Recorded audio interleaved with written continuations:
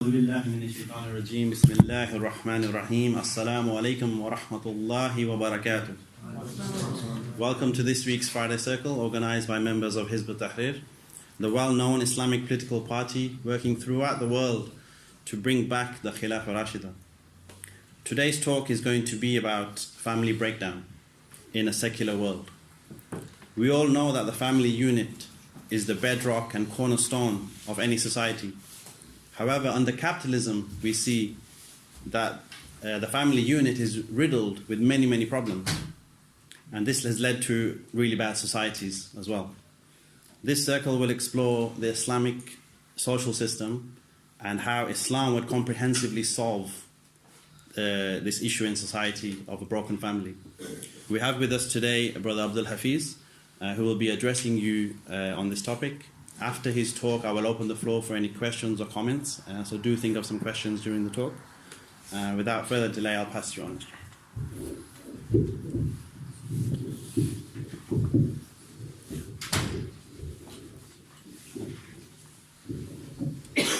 Bismillah ar-Rahman ar-Rahim. Alhamdulillahi Rabbil Alameen wa salatu wa salam ala Sayyid al-Mursaleen wa Imam al-Muttaqeen wa ala alihi wa sahbihi ijma'een. Rabbi shrah li sadri wa yassir li amri wahlul 'uqdatan min lisani yafqahu qawli. Assalamu alaikum wa rahmatullahi wa barakatuh. Brothers, today's subject, as Brother Nabil mentioned, is about family breakdown based on secular ideology. This subject, for us as Muslims, is something that perhaps we don't think about deeply enough. Perhaps we don't consider it enough. Because Allah subhanahu wa ta'ala has blessed most of us in this room as Muslims to be born into Muslim households, to be born into Muslim families where there are certain norms, where there are certain things which a family consists of, which are based upon Islam. Alhamdulillah, Allah subhanahu wa ta'ala has blessed us, as we will see, with a great blessing. And we should remember that is mentioned in many places about the losers, the people who are the Hasirun. In the Quran, it's mentioned that there are many people who will be amongst the losers. It's mentioned in the Quran, whoever turns away from the remembrance of Allah subhanahu wa ta'ala, from his dhikr, he will indeed have a depressed life. And it's also mentioned that whoever follows my guidance will neither go astray in the world nor suffer in the akhirah. Now this is something to bear in mind when we look at this subject. When we look at the subject of family breakdown, it's something that we need to consider. What we see today, brothers, is the dominance of non-Islamic ideas. The dominance of ideas that are based upon other than revelation. Blatant deviations from the revelation of Allah subhanahu wa ta'ala. From all angles, deviations on all angles, whether it be economics, whether it be the moral or ethical setup, the akhlaq in the individual, whether it be the viewpoint on the purpose of life, many of these things, all these things are based upon deviation in this day and age, and this is what is entrenched within society. So what I want to talk about today is the issue of family breakdowns and what the effects of these are and what the solution to the problem is. And this affects Muslims and non-Muslims alike. Firstly, what I want to discuss is how does Islam define what is a family structure? What is a family? How should we view how this unit of people should be organized? In Islam, the basic structure of the family is built upon marriage, the relationship between a man and a woman who come together and form a family. We as Muslims should all understand that this institution, the basic institution of marriage, whether it be in the West, whether it be in the Muslim lands, is under attack. And this affects us all. This will affect our families, the families we come into, our relationships. How do we, as Muslims, live with our wives? How do our children respond? How will our children grow up? What kind of relationships will they form? Rasulullah sallallahu alaihi wasallam, he mentioned, marry and have children, for I will be proud of you before the nations on the day of judgment. And from that relationship of marriage, which Rasulullah sallallahu alaihi wasallam encouraged all Muslims to have, the family bonds are established. And there are many ayat and hadith pertaining to this. And it's not something that I want to go into that deeply, because there's so much that we could talk about. The Shara regulated this marriage with many rules, with many ahkam, many rules that Muslims have to follow. Some of these rules include: the father is responsible for providing for the family. He's the one who is the breadwinner. He's the one that is responsible for feeding and clothing his family. This is his responsibility. The mother in the relationship is obliged to look after her children and the household. She must protect her husband's honor and his property and his wealth, and she should obey him. Indeed, Rasulullah sallallahu alaihi wasallam mentioned the best of women is the one who makes him happy when he looks at her, obeys him when he commands her, and she does not go against his wishes with regard to herself nor her wealth. And what about the children? The children in Islam that come out of this relationship, out of the family relationship, have to honor their parents. A man once came to the Prophet ﷺ and said, "O Messenger of Allah, who among the people is most worthy of good companionship?" And the Prophet ﷺ said, "Your mother." The man then asked him again, "Then who?" Then the Prophet ﷺ replied again, "Then your mother." Then the man asked him again, and then he said, "Then who?" And then the Prophet ﷺ replied, "Your mother." And the man asked him the fourth time, "Then who?" The Prophet ﷺ then said, "Your father." And in another hadith, in another narration, Abdullah ibn Abbas, a companion of the Prophet ﷺ, once said, "I know of no other deed that brings people closer to Allah than kind treatment and respect towards one's mother." So we know that the mother has a valued role in the family unit. And again, the Prophet ﷺ told us the reward of a woman from the time of pregnancy until birth and breastfeeding is the same reward as one who is in the path of Allah subhanahu wa ta'ala. And I'm not talking about just any path of Allah subhanahu wa ta'ala. This is where the path, i.e. jihad, where you go out and you put your life on the line. It's the same reward for that for the woman. And if the woman leaves this world during this time because of the hardship and pains of birth, she has a reward of the shaheed. She has a reward of the martyr. So we see the value of the mother in Islam. These are some of the ideas and concepts, and there's many, many more to do with the family structure in Islam. But what is the reality that we see today? What is it that we see today? Whether it be what's affecting the Muslims in the communities here, whether it's what's affecting the Muslims in the Muslim lands, whether it's what's affecting the non-Muslims living in this society, whether it be in Britain, Canada, USA, wherever it is. What do we see? What's the reality of the family structure? What do we need to look at? Let's examine the issue of fatherhood. What's going on with fatherhood? Many families now, they don't have a father. In many structures, i.e. they may have a biological father, but the father is not to be seen. The father took off. He had enough. He doesn't want to be involved in that relationship anymore. Maybe he's had a few kids. Maybe he's had one kid. Maybe he has two kids. But he's gone. He's just took off. He can't take the responsibility anymore. Or in some other realities, it may be that they tried a marriage. We gave it a good go. We had a marriage, but it didn't work out. It didn't work out. So they had a child or a couple of children and they got divorced. And this we see is a trend within the Muslim community. We see many, many marriages that don't hold out. That, you hear about somebody getting married, and then 6 months later you hear that, they've split and gone their own ways. This is the reality of what's going on. In some places, in Western society, and in other societies perhaps as well, that the father is unknown. They don't know who the father is. The woman might have been with so many people, or it was an accident that the child was born. So there's no father figure for that child to bring him up. There's no structure there. There's no hierarchy. There's nobody in charge. There's nobody to show you right and wrong. That's what's happened. Or in some realities, the woman, she's been a career lady. She's had a career. She doesn't want a man around. She just wants a child.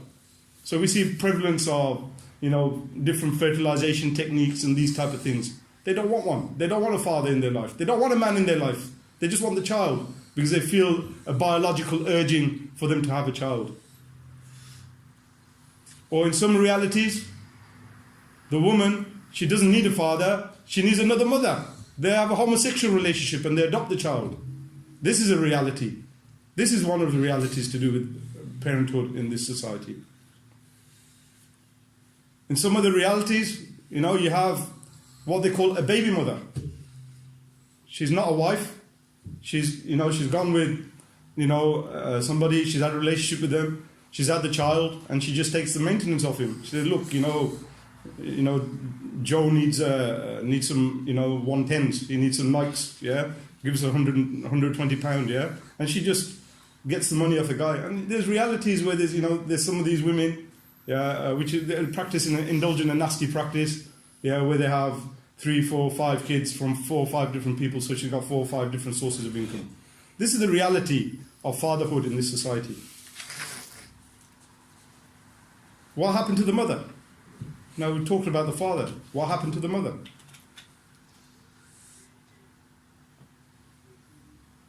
This system,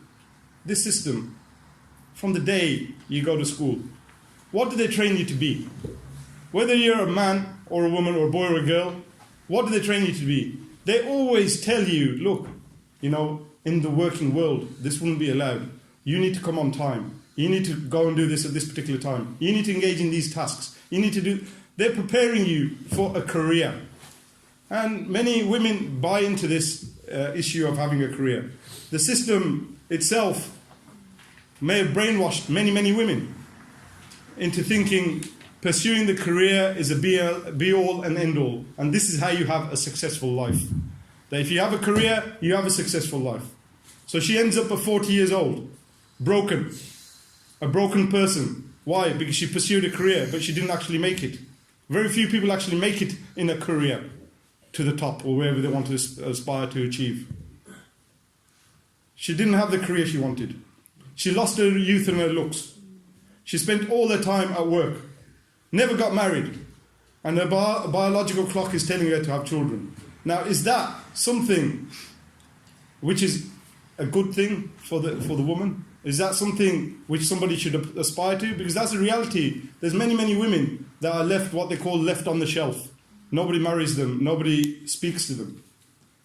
Of course, not all people with this mentality don't succeed.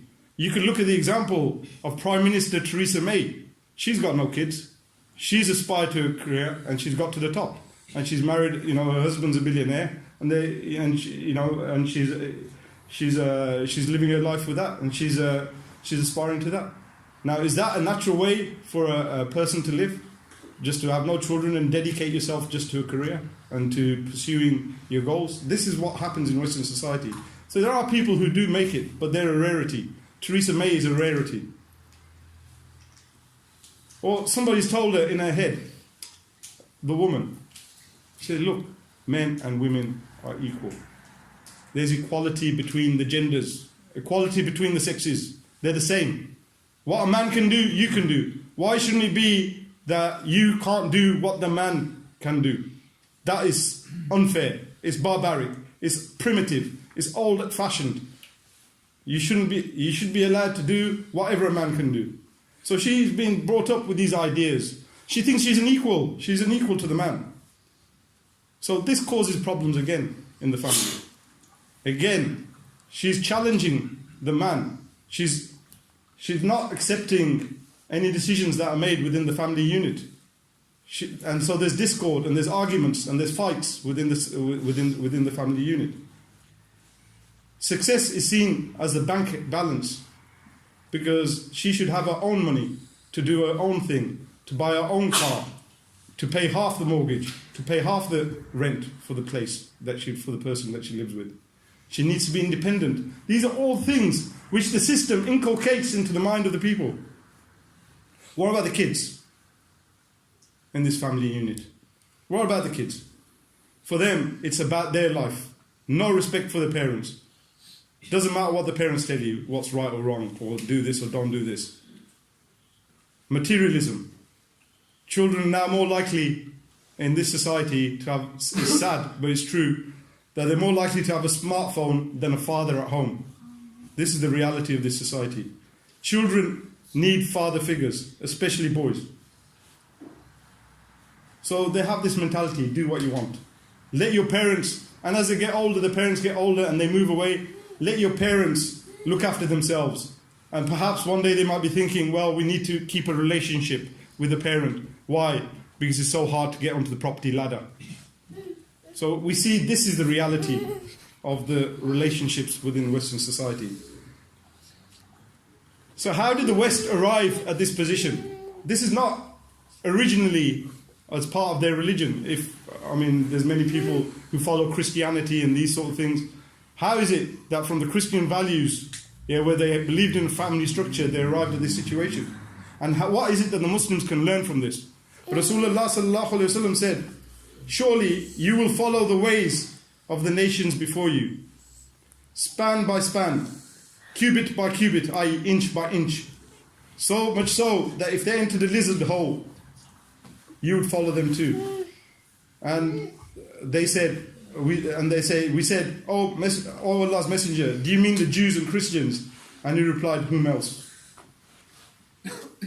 Why they arrived at this situation wasn't just an accident. It wasn't just because of bad morals. It wasn't just because it just happened by chance, by happenstance, by coincidence. It just happened. Somebody had a good idea. No. Because what we have to understand is this society is an ideological society. It's based upon an idea. It's based upon a thought. It's based upon thinking.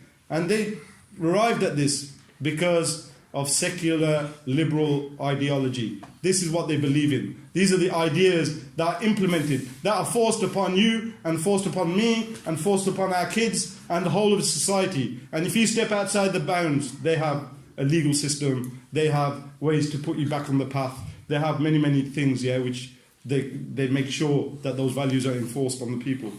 Let's look at the reality of what's happened in the West. In America, where 74% of the poor, elderly and homeless people are women. So what's happened is this woman, she's grown up in the land of plenty, in the land where opportunities beckon for everybody, where they say they have the American dream. So she's been raised and grown up in that society. She's grown up in that society, and 85% of them live alone when they get old. 85% without any help or any assistant. In 1980 to 1990 in America, almost 1 million women were engaged in prostitution. Now, what is this about women's rights? 1 million. This is not 1 million of anything. Is not a small number, brothers. It's not a small number. 1 million of anything is a huge number. 1 million people, 1 million women were engaged in prostitution in America. And according to the International Labour Organization, at least 100,000 children are used as prostitutes each year, as part of the 9.8 billion US sex trafficking industry. In the year 2000, families with unmarried people comprised 48%. So 48%, half the people in the US were born outside of wedlock. The percentage of unmarried fathers was 35%, and unmarried mothers 42%. 1 million female minors in America were pregnant outside of marriage. So that's 1 million young girls. And they talk about, the stuff that they talk about against Muslims. 1 million of them. were pregnant outside marriage. 400,000 of them had an abortion. More than 50% of the males and 1.5 million women have practiced homosexuality. This is when we talk about family breakdown. These are the details. This is what sometimes we miss. This is not what is projected in the media to us. In the UK, just recently, they decided, because the MP Jo Cox got murdered and she was into this, so they say, because in honour of her memory, that we're going to set up a minister for loneliness. A minister for loneliness, because there's nobody to talk to the people. And if you ever go to one of these places in the day, if you ever go to a Morrison's Cafe and you see all these old people sitting there, it's like nobody talks to them. And that's the highlight of their day. They go out to Morrison's and have a cup of tea and, you know, a cake, and maybe they might meet somebody and who speaks to them. This is a reality that nobody... So what they're doing with this department is that they want people to start a conversation, stop and talk, and don't hurry the people, just speak to them, spend your time speaking to them. Offer them practical help, such as shopping, posting a letter, picking up prescriptions, walking the dog, these type of things. This is what they want to do. Accompany them, give them a lift to medical appointments, go take them to the library, hairdressers or faith services. Share your time with them. Because, and if you're cynical, you can look at this and think the reason why they're doing this is not because they really care too much about this, because this is going to be in the future a massive burden on the state, this ticking time bomb, an elderly population where you have so many people that are lonely, who've got depression, who've got health issues. Who's going to look after them all? So they're trying to build some type of culture where people do volunteering. And they probably, you know, rope the Muslims in more on that, because this is the way that Muslims are naturally inclined to help other people. So they try to cover this failing of the ideology like in this way. So what of the Muslim world? Are things rosy in the Muslim world? Is the family structures in a happy way, in a good way? Is the structure in the Muslim world, you know, the family structures in those countries, are they doing, you know, as Muslims should be doing, where they've got stable families, where they live according to the Sharia rules? No, we find this is not the reality. There's many problems in the Muslim lands. And I have some statistics here. And the reason why we have these problems is what's implemented in Muslim lands is not Islam. What's implemented by the state and the apparatus and the institutions is actually Western secularism. We see in the constitutions in the Muslim world, we see that every country has signed up to international agreements. Every country has a policy and a law and a judicial regulation regarding women and the family, which is not based on Islam, which is actually based upon gender mainstreaming policies. That means if you have any policy where maybe, for example, you have a military, but okay, so what are you doing about the women in that military? Shouldn't they be equal? Gender mainstreaming. Or if there's more of a trend maybe to put men in the house to look after the children, gender mainstream, so mixing the genders. This is the agenda of the UN, of many of these institutions, these NGOs and these think tanks. This is what they implement. And this is what the Muslim countries have signed up to, apart from 4 Muslim countries. Palestine, Iran, Sudan and Somalia haven't signed up to this. But the rest of the Muslim countries, they're all on board with this. And their governmental policies have to be based upon this because they've signed a treaty for it. So it's not surprising that we see the results of this.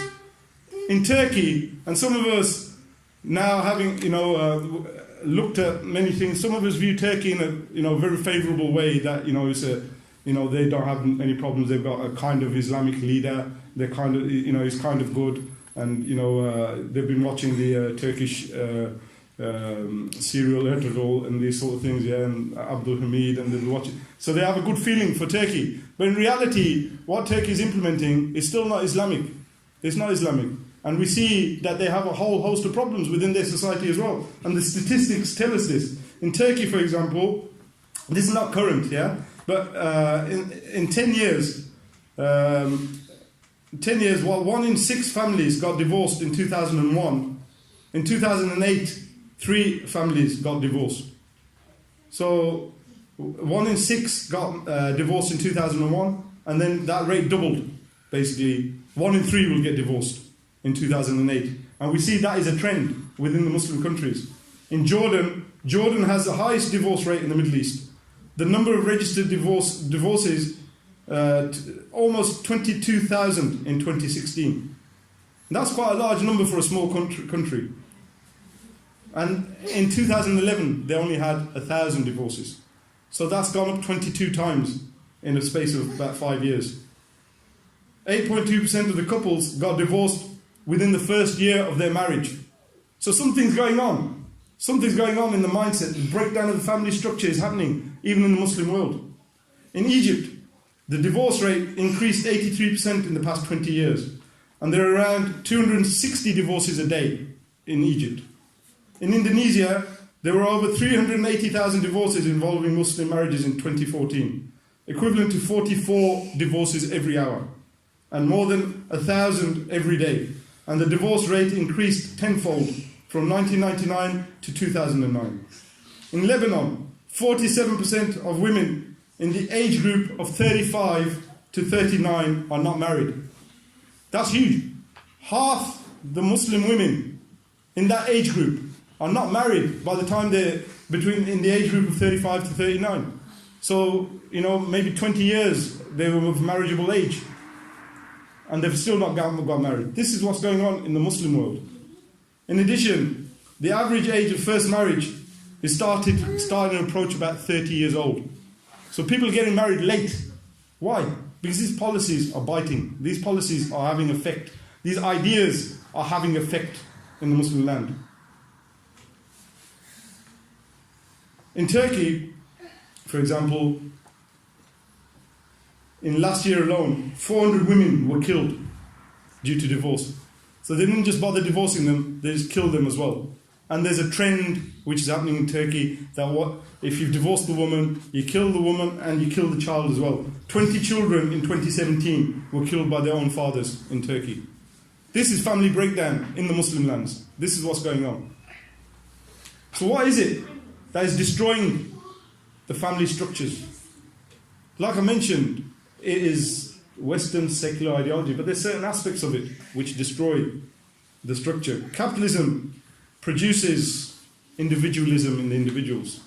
And this, what does that mean? Allah subhanahu wa ta'ala mentioned, many places about following your ahwa, following your own desires, following yourself, making yourself the Rabb, making yourself the God, making your ego the God, making your desires the God. This is what Allah subhanahu wa ta'ala mentions in many, many places in the Quran. And this is what individualism is. Because you are saying, it's me and whatever I want. This is a poisonous concept.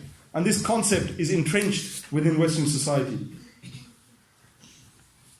In Islam, look, a woman can say, look, I want to wear what I want to wear. Or a man can say, I want to wear what I want to wear. But we have a concept of haya. And Rasulullah sallallahu alaihi wasallam said, every deen has its characteristic. And the characteristic of Islam is a characteristic of haya.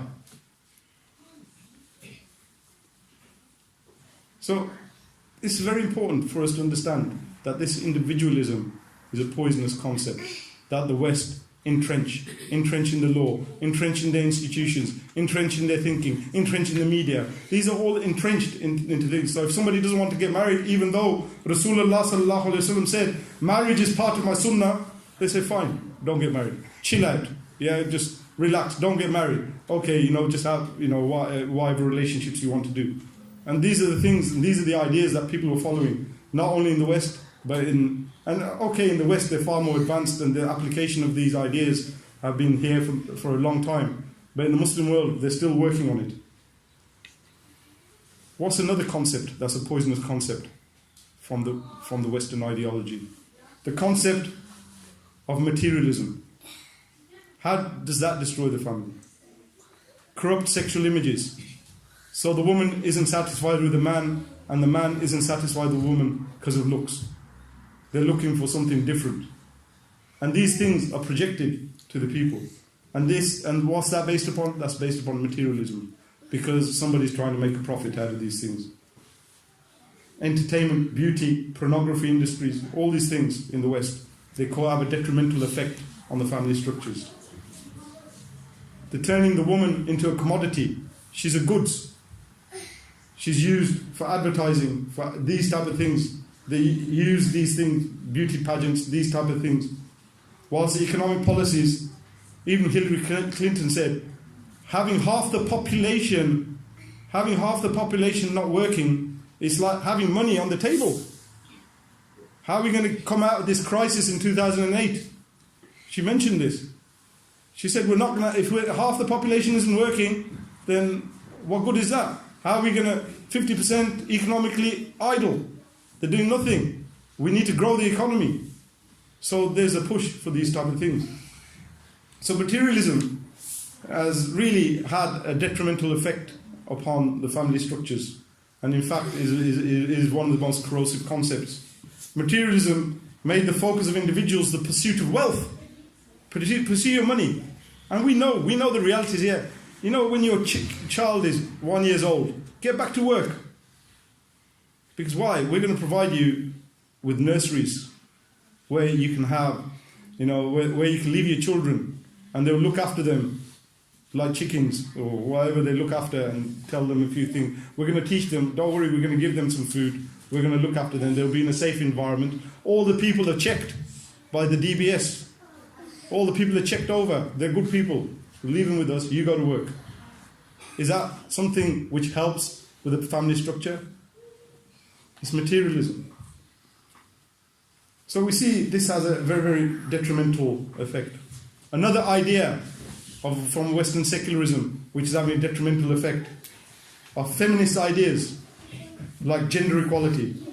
And these have a devastating effect upon the family and the family structure. These ideas create confusion in the minds, conflict in the marital roles. Who's in charge? Well, hang on, look, I'm a woman, I'm a doctor, I'm earning X amount of money. You're not a doctor, you're an engineer, for example, and you might be earning less money. So actually I should get to have the say, because obviously I'm doing better than you.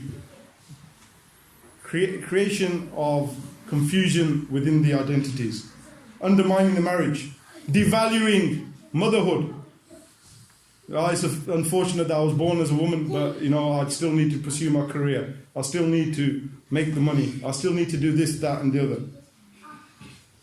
So we see that these so many corrosive ideas within the society, and all these things are projected by the institutions, by the state, by the law, by the media. The media itself has many, many things which are projecting ideas which are detrimental to the family. We might think that Turkey is producing some good dramas, but Turkey is the second most, after America, produces the second most amount of serials to the world. Do you think all of them have Islamic history and heritage in there, or do some of them have these ideas of individualism, freedom, love, anti-Islamic things? Of course they do. And they export these to the rest of the world. Facebook, WhatsApp, all these sort of things, they're responsible for actually creating a lot of problems within the families. So these ideas now people can express them through Facebook. What shouldn't be revealed, they reveal on Facebook or on WhatsApp or on some social media, and then there's an argument about it, and there's statistics here that the number of divorces in Jordan in the last 3 years, there's a significant increase in that, and increase each year by over 1,000 cases from the previous year. And it's because of the modern means of communication, Facebook, WhatsApp, the prominent reasons for some of these divorce cases.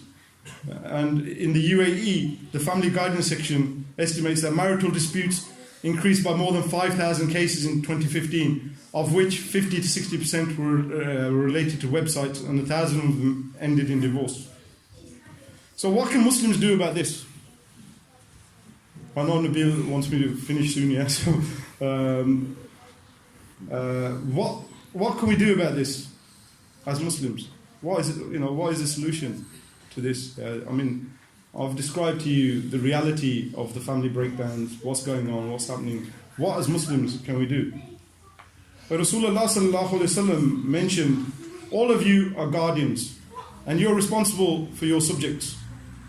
The ruler is a guardian of his subjects and the man is a guardian of his family. The woman is a guardian and is responsible for her husband's house and her offspring. And so all of you are guardians and responsible for your subjects. So we have a responsibility that those people that we are responsible for, we have to make sure that we adhere to the Shari values. In Surah Tahrim, Allah subhanahu wa ta'ala mentioned, He told us, He informs us, save yourselves and your family from the fire of hell, whose fuel is men and stones. So we should remember that we have a responsibility individually for guardianship over our own families. So the first thing we should do is to understand where the threats are coming from. We should arm ourselves with ideological culture so that we can understand it, so that we can tell other people, we can inform other people so that they can understand where this is coming from. And it's sad to see that many people, they can't work it out. They can't work it out why the children or the family and there's tension and these sort of things. They can't isolate these ideas, where these ideas are coming from. So it's something that we should have clarity upon. It's something that we should understand in a very, very clear way. And we should be able to carry those ideas to other people. That's one thing we can do. That's what we can do as individuals. But what about the greater? What about the greater problem? Because just by talking to individuals, it's not going to solve this problem. This problem is not going to go away. They're not going to just renege on a treaty that they've signed. The Pakistani government is not going to do that, or the Egyptian government is not going to do that, or the Turkish government is not just going to say, look, we're going to tear up these things. They're not just going to do that. They're going to continue to implement these things, and we'll continue to see these results. Because not everybody will have the capacity or have the ability to understand these ideas and to be able to implement them in their lives for whatever reasons. So what is it that we do about the collective problem? How is it that we solve the collective problem? How do we help the non-Muslims who've been facing this? When we talk to them, they say, well, what do you want? Do you want something like Saudi Arabia? Is that what you want? You want the women's rights to be like in Saudi Arabia? Because that's what they see. Brothers, there's no other solution. There's only one solution for the whole issue. And for us, that has to be a vital issue, and that is what we have to work on, and that's what we are concentrating. There is no other solution. There is no in-between. There is no in-between. What we can do is make our dawah, make our call heard, make people understand the details of it, understand what is being implemented and what needs to be implemented. But overall, there is no temporary solution. There is no halfway house. Because in order to deal with this whole situation, that you need a state that implements Islam to show you, look, come to our society. Do you see this? Do you see 1 million people in prostitution? Do you see that in our state? Do you see that? Do you see 1 million people in prostitution? Do you see that many amount of abortions? Do you see this many people in that amount of misery? Do you see people just lonely and nobody's looking after them? Just sitting there in their houses, dying sometimes and just not being found 6 months later. Do you see that in our society? But there's no example of that. In fact, what's implemented on our lands is the same ideas that are being implemented here that cause these problems. That's what's being implemented. So what we as Muslims need to do is focus on the issue of Khilafah. That has to be the most important issue, that vital issue, the life and death matter. That's what has to be implemented. None of this halfway house. None of this, just telling people about something and hoping we can influence them. That cannot happen. That will not happen. To change the reality, you need regime change. The system is entrenched with these values. You cannot influence it. Even if you look at the capitalists, they give up. The people who believe in the system, but they think it's wrong, and they try to bring a reform. They might try to solve one problem, but they make more problems. They cannot solve it. The only way to solve it is that for the Muslims to implement Islam in their lands, to show it as an example, and if need be, to bring regime change to other nations so that Islam can be implemented. And that is the way, and that is the solution, how to solve the whole issue of family breakdown. There is no other solution. Don't let anybody tell you that there's a solution other than that, because there isn't. And I challenge anybody, to prove it, if they can say that there is another solution to that. So inshallah, I'll end the talk there.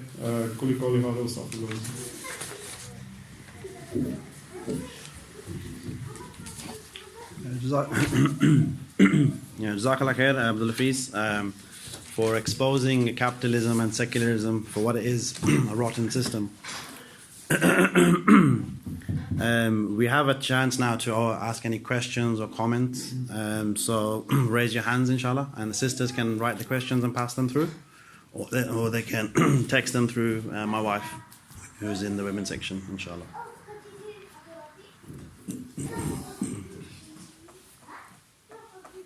There's a brother at the back.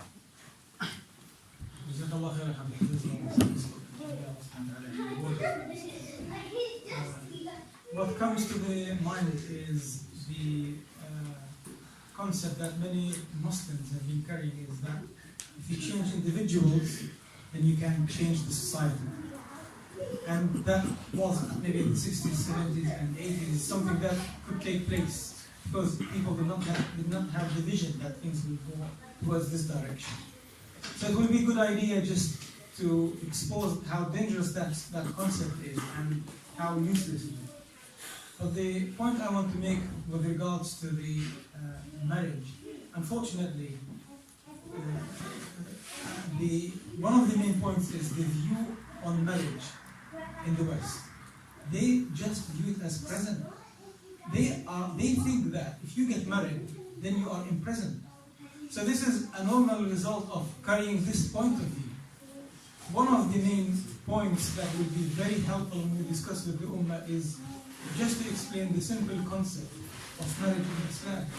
That it is not based, as you mentioned, that it's not based only on just solely lust and satisfaction.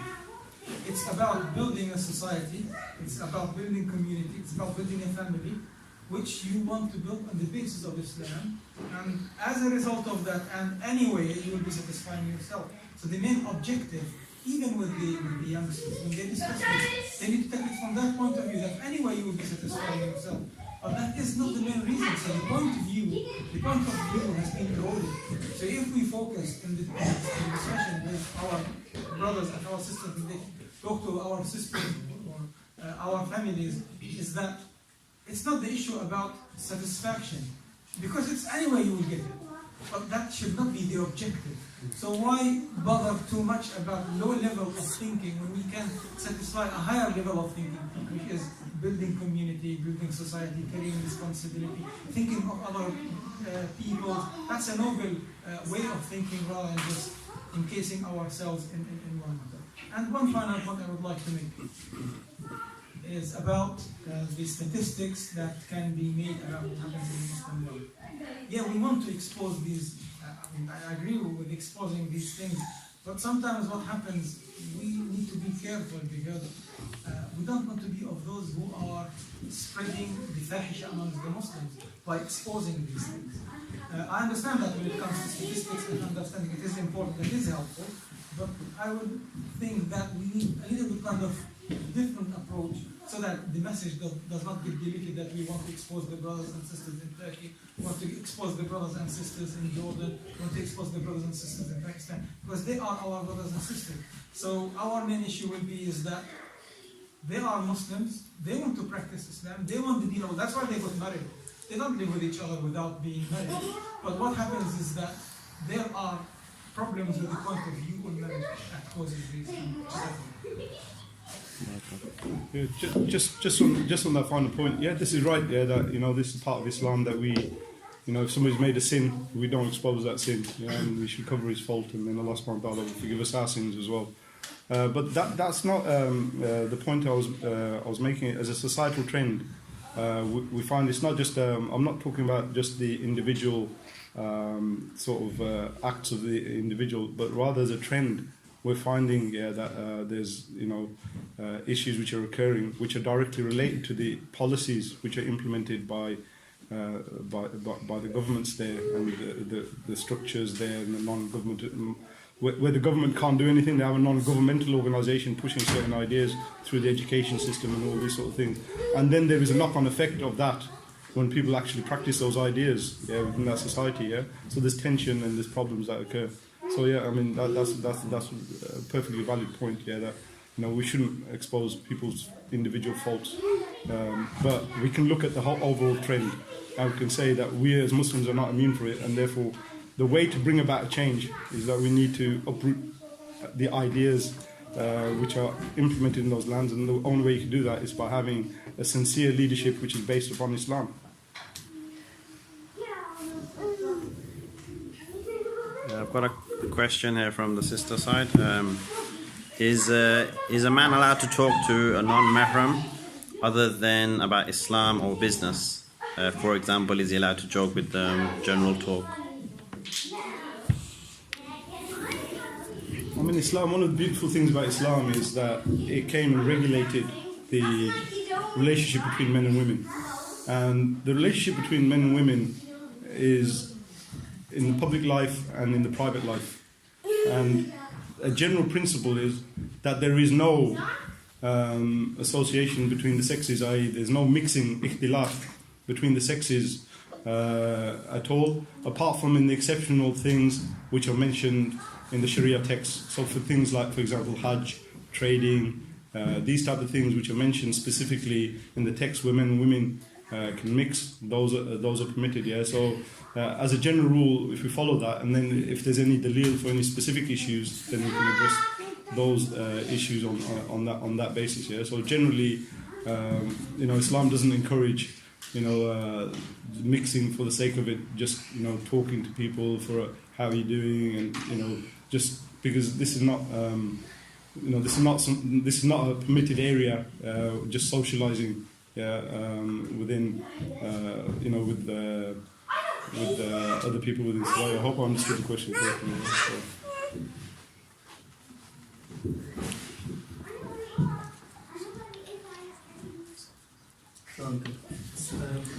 Could you give us a few examples how under the Islamic social system and under the Islamic Khilafah, how the Muslims lived as a society and the fruits of that? When I was reading about this subject here, I came across some articles, and in those articles they mentioned some quotes, and I wish I'd brought my other printout with me, which I didn't bring. And they mentioned how, for example, when the French, dignitaries went to Istanbul and they saw how the people treated their mothers and how they treated their fathers and how they were gentle with their wives, and all these sort of things. They were in awe of it. And it's mentioned, that many of the, even after the Khilafah was finished, many of the Turkish people from the Ottoman families, and it's documented in places where they talked about how that they missed that way of life and how great that way of life was in the family, the Ottoman family, how it existed and the structure of it, was superb, and we can see that because look at the reality, just a few rules. When you look at a family structure, that there shouldn't really be discord over you doing this and you doing that. It should be cooperation between the spouses, i.e. between the man and the wife. They should be cooperating with each other to worship Allah subhanahu wa ta'ala. One of them has a role who can say who has the final say. The kids have to obey the parents.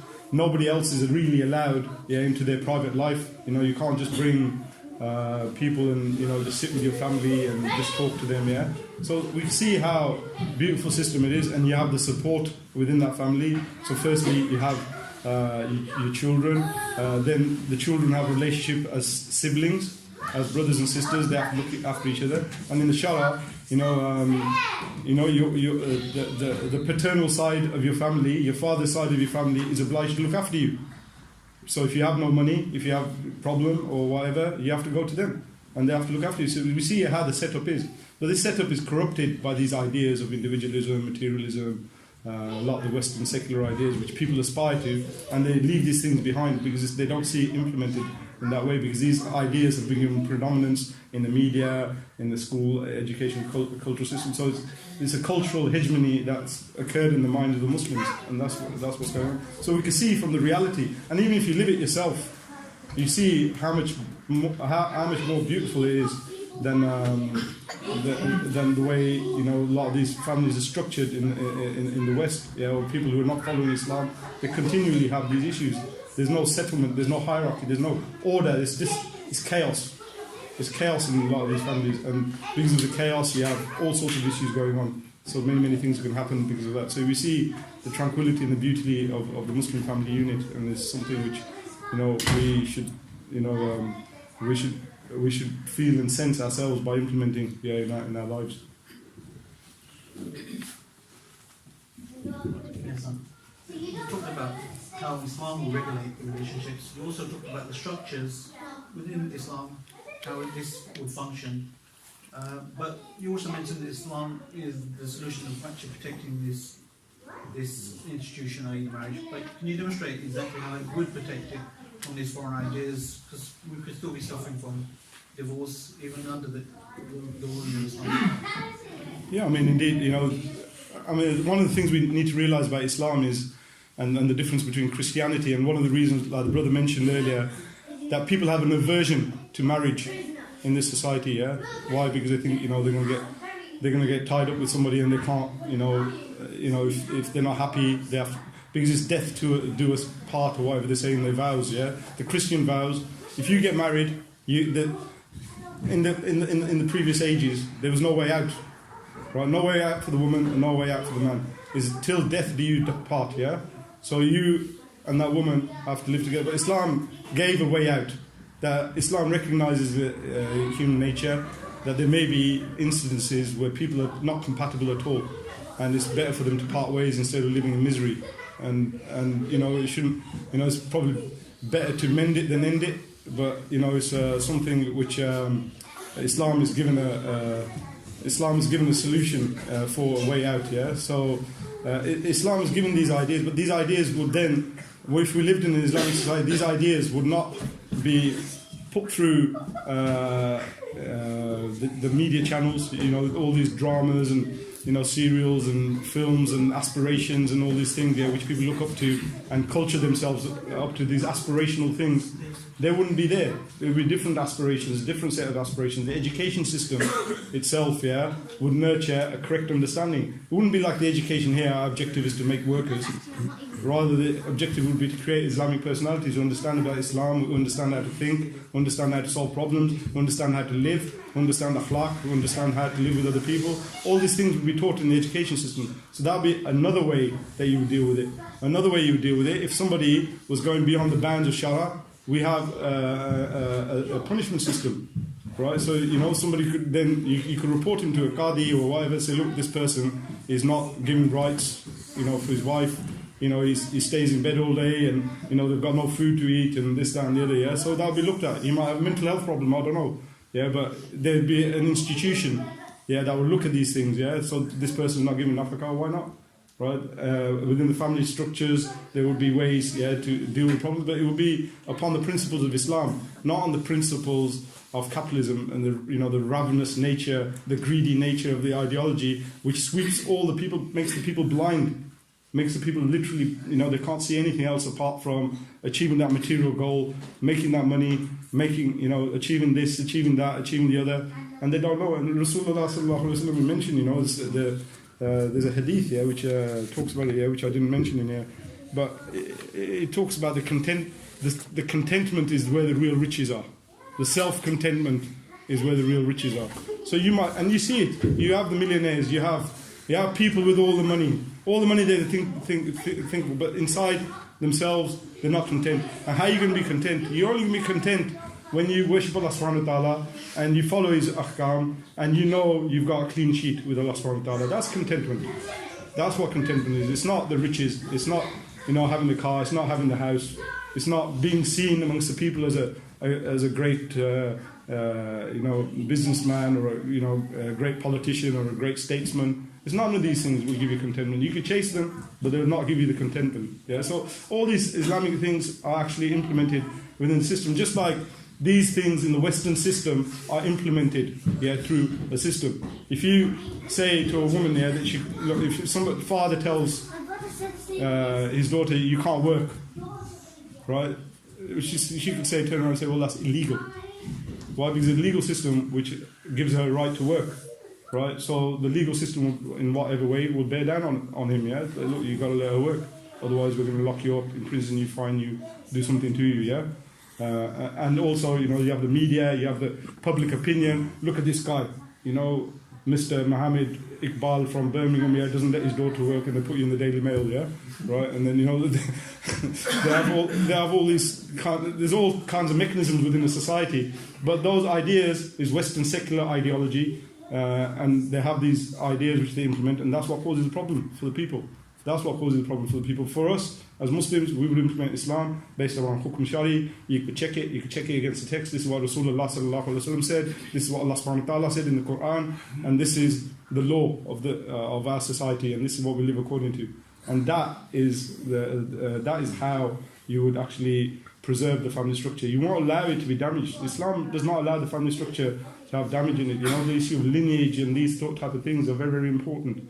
Yeah, so Islam is something which is, it's not just, when we talk about it, yeah, we talk about, it's not just ideas. It's not fanciful philosophy. It's not like, you know, it should be like this and it should be like that. It says, look, this is how it should be, and this is our system. Yeah, this is how our system is going to implement these things and make sure that people live according to it, and you can show it to the rest of the people, and you can give them a dawah. You can give them a dawah by showing them by demonstration. Not by just telling them, look, Islam is very nice, and look, you know, such and such person said this about the Prophet sallallahu alaihi wasallam, and it's all very nice, yeah. And some people might, you know, accept that dawah, alhamdulillah. But in reality, people are stuck.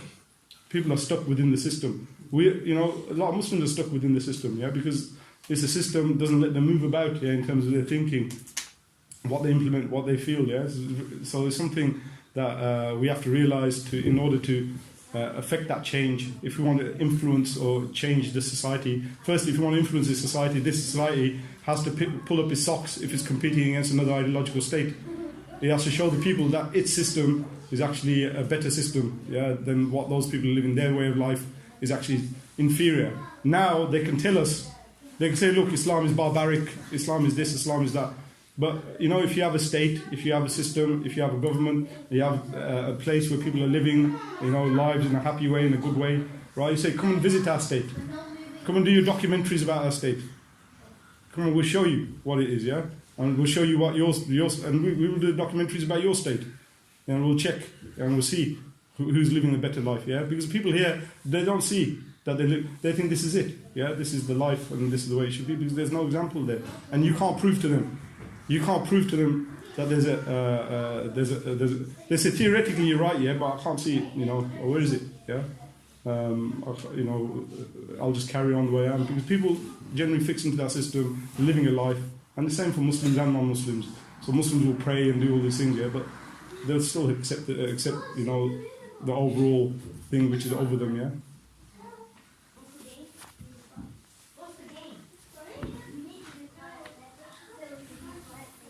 Assalamu alaikum.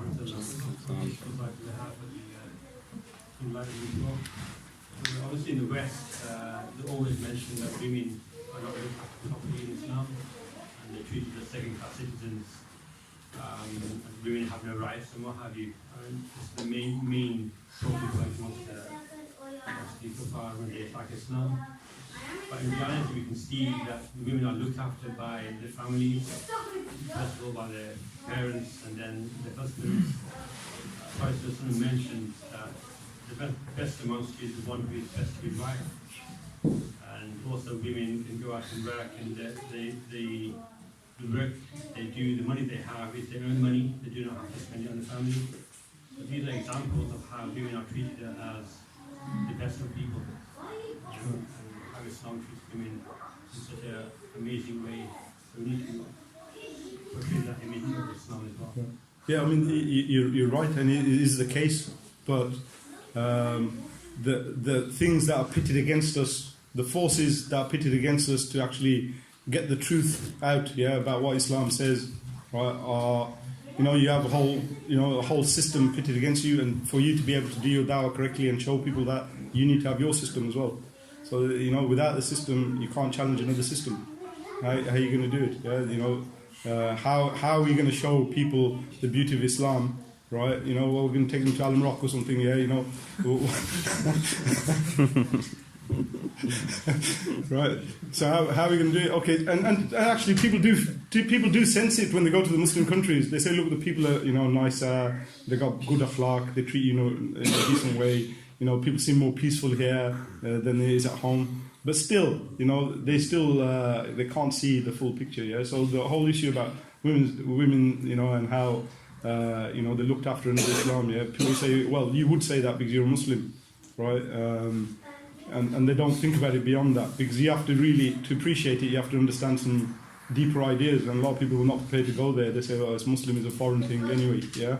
It's not what we do, yeah? I just want to live my life, my previous generations have lived like that as well, yeah? So, why should I do that? So, you're right, I mean, if we can show that, that'd be really, really great, a great thing if we could show the beauty of Islam, and some people will understand it, they will see it, because they're intellectual, they're thinking, they're reading, they're well read, they have a broad mind, they're not closed, they're not racist.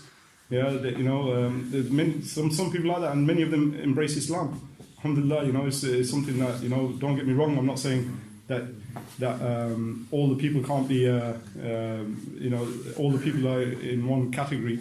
No, there's different categories of people, but generally, most of the people will go with the system of what gives them the ease, and so where they don't have to think about things, because in this society, thinking isn't really deeply encouraged. Yeah, you just follow the flow. Yeah, whatever the system says, you just go that way. Yeah. Last question. Just on the issue of there's a few points. I'll try to keep short. This is the last question. On the issue of demonstration, I think it's very important. I mean, something that we can't show the people here actually demonstrate a society where the Muslims have living according to the system here. But just give a little example here, and I'll put Kaysar on the spot here. But I remember me and Kaysar once working for an IT company, and it just shows how if we did have the system in place, and people saw how the Muslims lived, I mean, half of this society will move to the Khilafah. So I remember once here, we used to bring in food it's just simple, we used to bring food every lunchtime. So my wife will make it, Kaysar's wife will make it, another brother will bring food, and we'll put it in the center and we'll eat. And every day we do this for like a few years, yeah? And one day the director comes up to us and he goes, listen, he goes, I gotta ask you something. He goes, every day your wife makes you food. But yeah. He goes, can you find me a Pakistani wife? So, but it just shows... A Muslim wife, yeah. Muslim wife, yeah. I mean, but the thing is, yeah, is that, because Pakistani might not do that. For them, yeah, it's like, when they saw this, yeah, they were shocked. And we asked him, why? He goes, if I was to ask my wife, yeah, and it's after 9 o'clock, so I can't repeat what he said here. So he goes, if I was to ask my wife, yeah, he says she'll give me a mouthful. Right? She'll say, go and make your own lunch, yeah, who am I? So it just shows, yeah, that actually, the demonstration of a rule, yeah, that's just one simple example. But one thing that you mentioned, I think, that we have to understand, and relate to Humayun's point, is that when we see divorce, yeah, in this society, divorce is rampant, yeah. But in the state, we have to understand that actually, my personal view is that divorce won't be as much. And the reason for that is because one of the policies of the education system, yeah, or the education policy, is that you build the Islamic personality from a young age. So when you build that personality, then when they grow up, they understand the rules, they understand their relationships, they understand all these issues here. So you won't have that. So for example, I just dealt with a divorce issue with a family friend here, and they were married for 4 months, and the guy just didn't want to work. And he would just take the money off his wife, so that was just proof failure. So this guy didn't understand the basic rules of why he was to support his wife. He couldn't give her a single penny, yeah, so that was was expected. And then you have people, when they're brought up in this society, so for example, you mentioned the school system, so they build a certain mentality, and sometimes people have a vision, I want a wife like this, she has to be modern, she has to be this, yeah, and it happens, so this guy got married at university, came home, brought his wife home. Yeah, the first weekend they were together, right? You know, and he was out there when he was at university. He was partying. He was spending time with her. She was modern. You know, she was the one that you wanted on your side. Yeah, and when he came home on the Friday night, right? She's at the family home now. She's living with him. You know, the dad's going for Isha, and she's getting ready to go to Christian. The son goes, "Where are you going?" And she goes, "Well, yeah, you never had a problem with me going clubbing."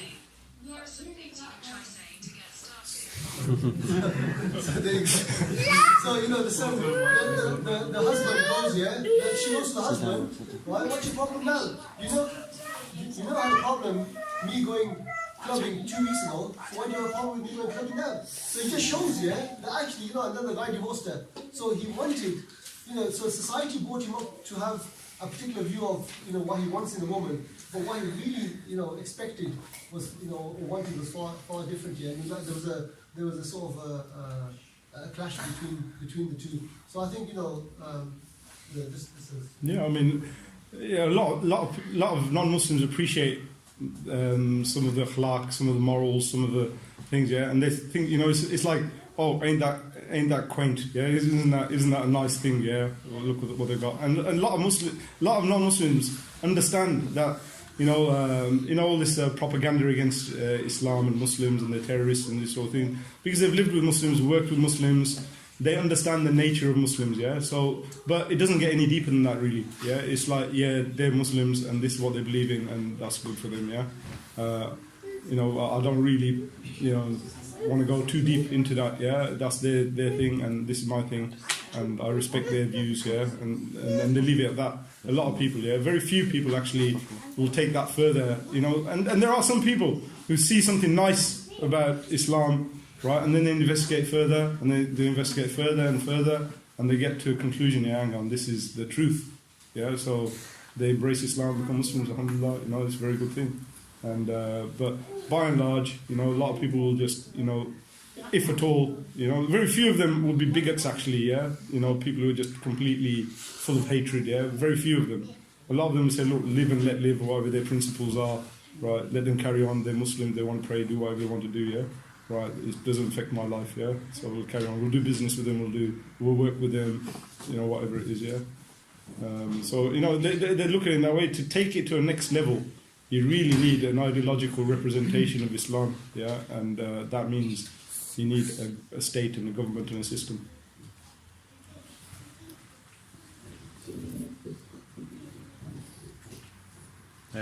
Sorry, due to time running out now, so I'll have to end it there. I think she's out. Yeah.